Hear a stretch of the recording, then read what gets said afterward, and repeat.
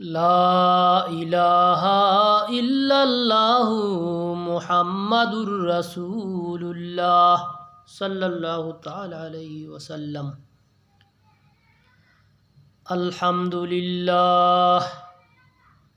আলহামদুলিল্লাহি রাব্বিল আলামিন। মা আরসালনাকা ইল্লা রাহমাতাল লিল আলামিন।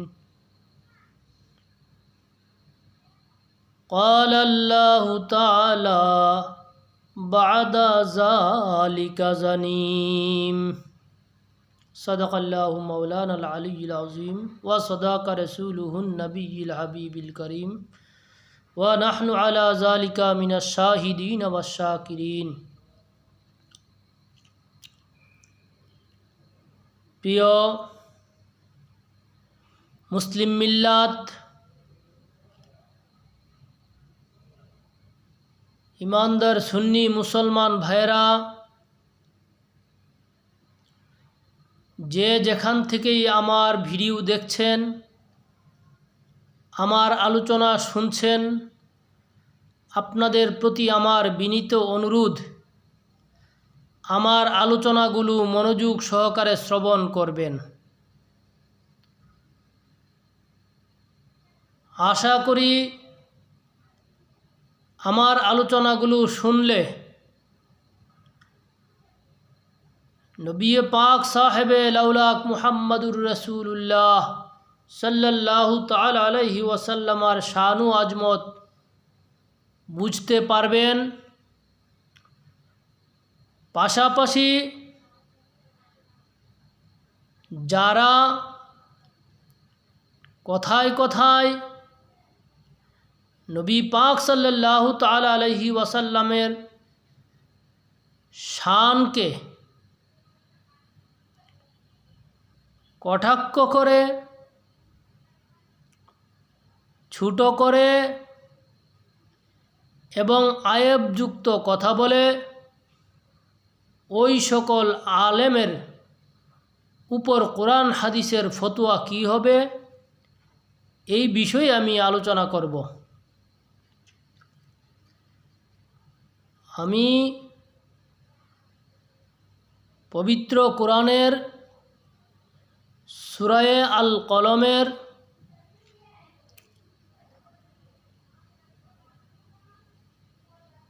একটা আয়াতে কারিমা থেকে কিয়দংশ পাঠ করেছি, সেটি হলো বাদা জালিকা জানিম। বাদা জালিকা জানিম, অতঃপর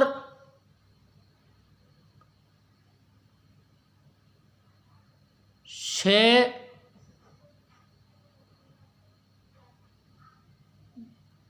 বেজন্মা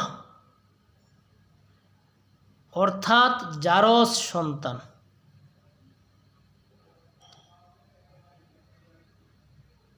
এই সূরা নাজিল হওয়ার পিছনে একটি কারণ রহিয়াছে। কারণটি হলো ওলীদ ইবনে মুগিরা আমার নবী দুজাহা মুহাম্মদ মুস্তাফা সাল্লাল্লাহু তাআলা আলাইহি ওয়াসাল্লামের শানে গুস্তাকি করে নবীজিকে মাজনুন বা পাগল বলেছিল। ওলীদ ইবনে মুগিরা নবীজিকে শুধু পাগল বলেছিল। এই পাগল শব্দটা আমার নবীজির শানে বেয়াদবিমূলক। এই বেয়াদবিমূলক শব্দটা আমার আল্লাহ পাকের সহ্য হয় নাই।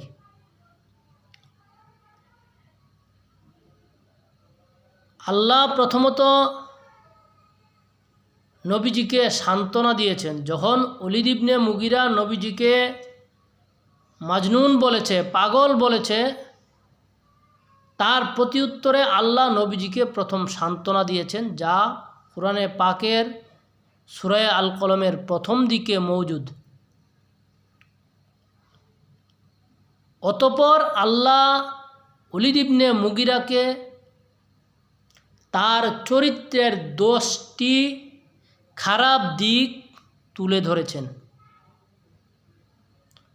এই ওলীদ ইবনে মুগিরার চরিত্রের মধ্যে যে দোষগুলো রয়েছে সেই দোষগুলো আল্লাহ পাক নিজে একে একে বর্ণনা করে দিয়েছেন।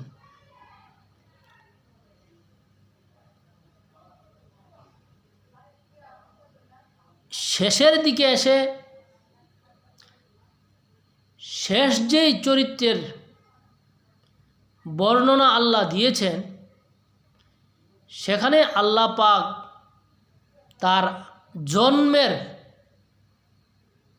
হাকিকত তুলে ধরেছেন। আল্লাহ পাক বলেন, বাদা জালিকা জানিম। ওলীদ ইবনে মুগিরা আমার নবী দুজাহা মুহাম্মদ মুস্তফা সাল্লাল্লাহু তাআলা আলাইহি ওয়াসাল্লামকে মাজনুন বলার কারণে, পাগল বলার কারণে আল্লাহ ওলীদ ইবনে মুগিরাকে 10টা গালি দিয়েছেন। সর্বশেষ যেই গালিটা, সেই গালিটা বাদা জালিকা জানিম। অতঃপর সে জানিম মানে হারামজাদা, মানে জারজ সন্তান। এই আয়াতাংশের দ্বারা সুস্পষ্ট রূপে প্রমাণ হয়, যারা নবী দুজাহা মুহাম্মদ মুস্তফা সাল্লাল্লাহু তাআলা আলাইহি ওয়াসাল্লামের শানু আজমতকে, মর্যাদাকে তুচ্ছ তাচ্ছিল্য করে কমাইবার মন মানসিকতা নিয়ে যদি নবী দুজাহা মুহাম্মদ মুস্তফা সাল্লাল্লাহু তাআলা আলাইহি ওয়াসাল্লামার শানে আয়েবযুক্ত কোনো কথা বলে, এই আয়াতাংশের দ্বারা প্রমাণ হয় ওই সকল আলেম জারজ সন্তান বা হারামজাদা। কুরআন বলছে, আমি বলি না।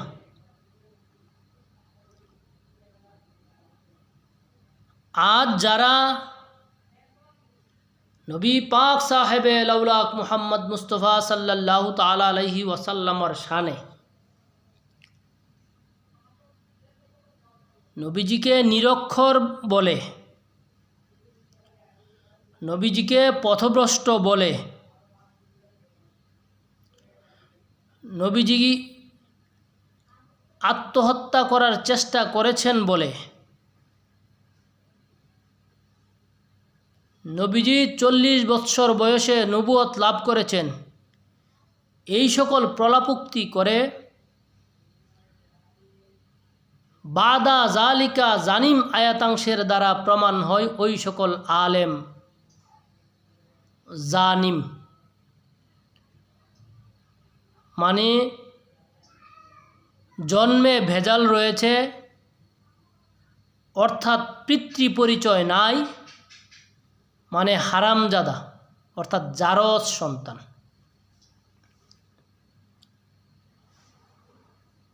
জারজ সন্তান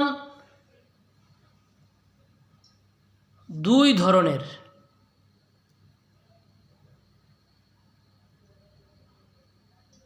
কোনো নারী পুরুষ বিবাহ সম্পন্ন না করে মেলামেশায় যদি তাদের মেলামেশায় যদি সন্তান হয়, ওই সন্তানটা হারামজাদা।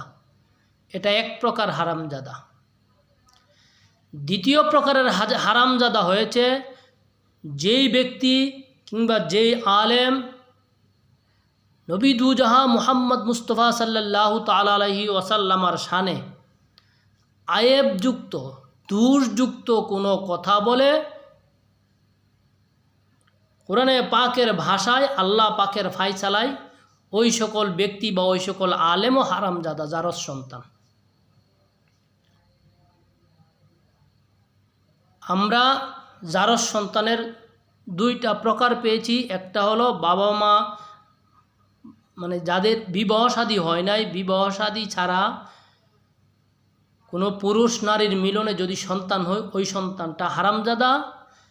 আরেক প্রকার হারামজাদা হলো যে সকল আলেম নবী দুজাহান মুহাম্মদ মুস্তফা সাল্লাল্লাহু তাআলা আলাইহি ওয়াসাল্লামার শানে আয়েবযুক্ত বা দোষযুক্ত কোনো কথা বলে, ওই প্রকার আলেম নিঃসন্দেহে হারামজাদা। প্রথম প্রকারের যে হারামজাদা, এই সকল হারামজাদার চাইতে যেই সকল আলেম, যেই সকল ব্যক্তি নবী দুজাহান মুহাম্মদ মুস্তফা সাল্লাল্লাহু তাআলা আলাইহি ওয়াসাল্লামার শানে আয়েবযুক্ত বা দোষযুক্ত কোনো কথা বলে নবীজিকে কষ্ট দেয়, এরা প্রথম প্রকারের হারামজাদার চাইতেও ডেঞ্জারাস হারামজাদা।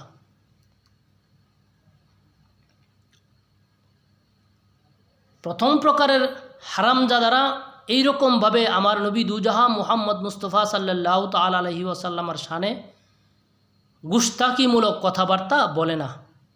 যে দ্বিতীয় প্রকারের যেই হারামজাদা, ওই হারামজাদারা যেই ধরনের বাজে শব্দ, বাজে ল্যাঙ্গুয়েজ ব্যবহার করে আমার নবী দুজাহান মুহাম্মদ মুস্তফা সাল্লাল্লাহু আলাইহি ওয়াসাল্লামের শানকে কমাইতে চায়। কি সুন্দর কথা! তিনি নিরক্ষর ছিলেন,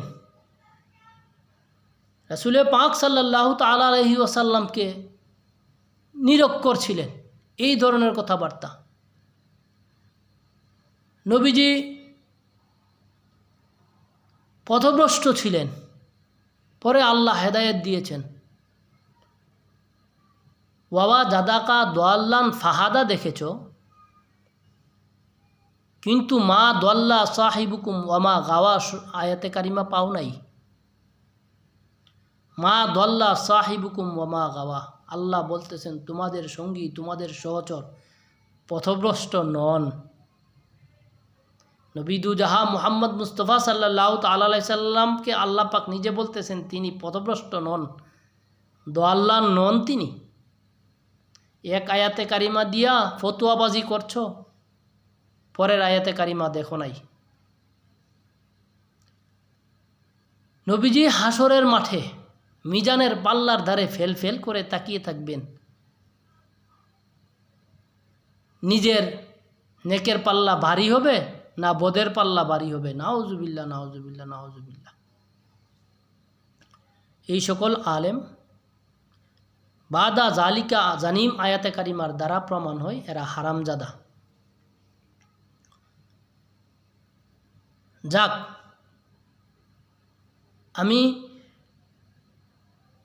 বর্তমান সোশ্যাল মিডিয়ায় একটা বিষয়ে বেশ ঘুরপাক খাচ্ছে, সেটা হলো নবী দুজাহান মুহাম্মদ মুস্তফা সাল্লাল্লাহু তাআলা আলাইহি সাল্লাম 40 বৎসর বয়সে নবী হয়েছেন, তার পূর্বে তিনি নবী ছিলেন না। কে বলছে? ইহুদি মার্কা আলেম আহমদুল্লাহ। আমি এদেরকে ইহুদির বাতিনি সন্তান বলি।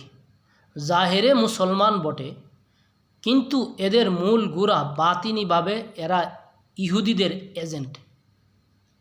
খবর নিয়ে দেখতে পারেন, এরা ইহুদিদের বাতিনি সন্তান। নবী দুজাহান মুহাম্মদ মুস্তফা সাল্লাল্লাহু তাআলা আলাইহি ওয়াসাল্লাম তো পরে কোনো নবীগণ দুনিয়াতে আসার পরে তিনিদেরকে নবুয়ত দিছে, এমন প্রমাণ যদি কেহ করতে পারো, 72 দলীয় নজদি, ওহাবি, খারেজি, জামাতি, সৌদি, মাদানি, ইহুদি যত রয়েছ, কোরআন দ্বারা যদি প্রমাণ করতে পারো, তোমাদের 14 গোষ্ঠীর গুলামি করব আমি। শুধু নবীজি না, কোনো নবীগণকে আল্লাহ দুনিয়ায় নবুয়ত দেয় নাই, তিনিদের নবুয়তরা পূর্ব নির্ধারিত। কোরআন বলছে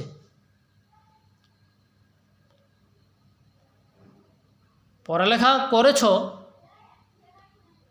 তবে মদিনা বিশ্ববিদ্যালয় থেকে সৌদের অনুসারী হয়ে ইহুদিদের এজেন্ট হয়ে কাজ করতে সুবিধায় আমার নবীজির শান ও আজমত তোমাদের চোখে পড়ে না। যেই আবুল আহাব নবী দুজাহা মুহাম্মদ মুস্তফা সাল্লাল্লাহু তাআলা আলাইহি ওয়াসাল্লামকে বদদুয়া করার কারণে আল্লাহ তৎক্ষণাৎ নাজিল করছেন সূরা লাহাব। মানে নবীজিকে বদদুয়া করার কারণে আল্লাহ নিজে অভিসম্পাদ দিয়েছে, বদদুয়া করেছে আবুল আহাবকে, তার স্ত্রীকে। নবীজির একে একে সকল সন্তান যখন আল্লাহ পাক নিয়ে গেলেন, ইন্তেকাল শরীফ হইল, তখন নবীজিকে তারা দুশ্মনে রাসূল আরবের কাফের মুনাফিকরা নবীজিকে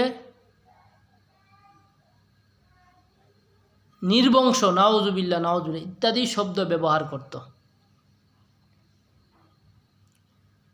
কারণ নবীজির কেউ নাই। এই জন্য আল্লাহ পাক সূরা কাউসারে তাদেরকে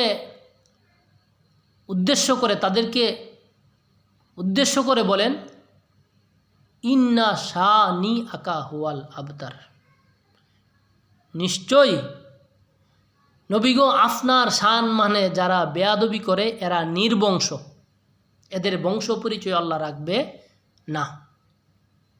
আল্লাহর অলিগণের মাজার শরীফ রয়েছে, তাদের কিছুই নাই, তাদের অস্তিত্ব নাই, তাদেরকে নির্বংশ করে দিবে আল্লাহ। আল্লাহর ডিক্লারেশন। নবী দুজাহা মুহাম্মদ মুস্তফা সাল্লাল্লাহু তাআলা আলাইহি ওয়াসাল্লামের কাছে জিবরাইল আলাইহিস সালাম ওহী নিয়ে আসতেন। নবীজি আঙ্গুল মুবারকে ব্যথা পাওয়ার কারণে 3 দিন তাহাজ্জুদের নামাজ আদায় করতে পারেন নাই। আশেপাশের মুনাফিকরা, কাফেররা, মরদুদ মালাউনরা এসে নবীজিকে কটাক্ষ করে বলতেছিল, মুহাম্মদের কাছে যে শয়তান আসতো সে তাকে ছেড়ে গিয়েছে। নাউজুবিল্লাহ নাউজুবিল্লাহ। আল্লাহর সহ্য হয় নাই। আল্লাহ পাক সূরা দুহা নাজিল করে নবীজিকে সান্ত্বনা দিলেন, ওয়াদ্দুহা ওয়াল্লাইলি ইজা সাজা মা ওয়াদ্দাআকা রাব্বুকা ওয়া মা কালা। আপনার প্রভু আপনাকে পরিত্যাগ করেনি, ছেড়ে যাননি।